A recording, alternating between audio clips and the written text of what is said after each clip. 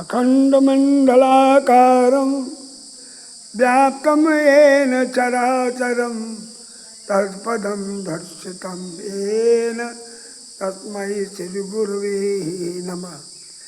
राम रामेति रामेति रमे रामे मनोरमे सहस्रनाम तत्तुल्यं राम नाम वरानने। प्रिय भक्तों, आज मैं आप लोगों को बताऊंगा कि प्रणाम करने से क्या लाभ होता है। अभिवादनशीलस्य नित्यवृद्धोपसेविनः चत्वारि तस्य वर्धन्ते आयुर्विद्यायसो बलम्। अभिवादन प्रणाम करने से, शीलवान बनने से, नम्र बनने से 4 लाभ होते हैं। कौन कौन?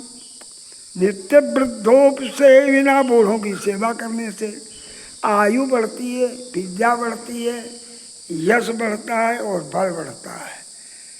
इस प्रणाम के बल पर ही मार्कंडेय जी ने 5 वर्ष की अवस्था को अमरता में बदल दिया।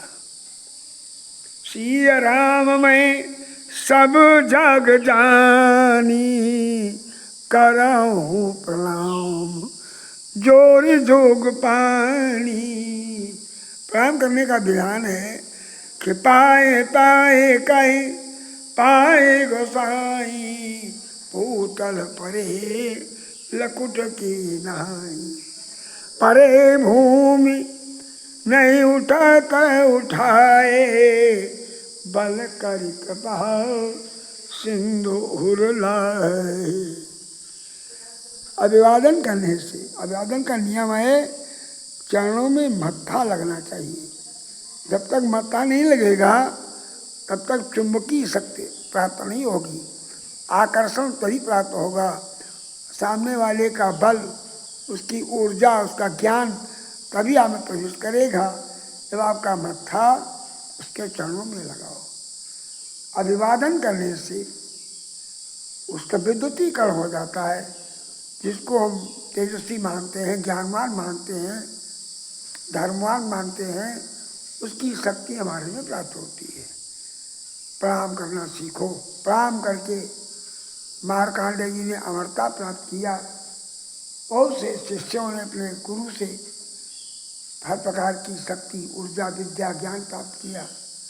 आयु बढ़ती है, आयु विद्या, उससे ज्ञान प्राप्त होता है, शिक्षा प्राप्त होती है, बल।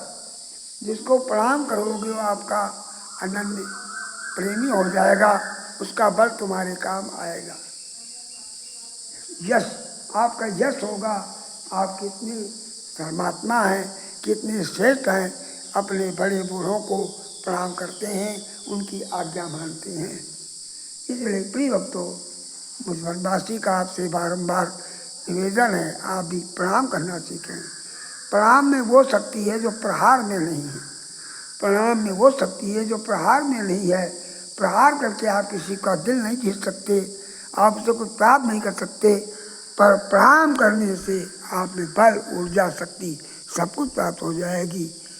श्री कृष्णामस्तु अर्पणमस्तु।